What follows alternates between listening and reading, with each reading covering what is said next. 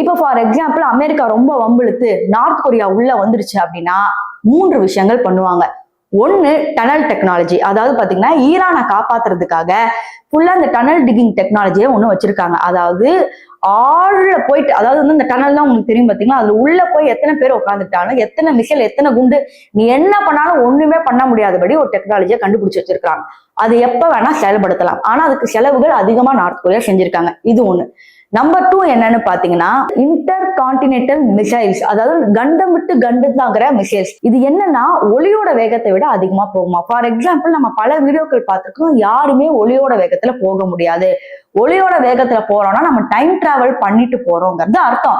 ஆனா Kim Jong Un கிட்ட இருக்கிற ஏவுகணைகள் எல்லாமே ஒளியோட வேகத்துல பயணிக்கக்கூடிய உண்டு. அமெரிக்கால வந்து பாத்தீங்கன்னா நிறைய டெக்னாலஜிஸ் இருக்கு. மேல இருந்து எது வந்தாலும் ஈஸியா வந்து கேப்சர் பண்ணிட முடியும். ஆனா இப்ப மேட்டர் என்னன்னா ஒளியோட வேகத்துல போறனால அமெரிக்காவோட எந்த மாடர்ன் டெக்னாலஜி கண்டுபிடிக்க முடியாது.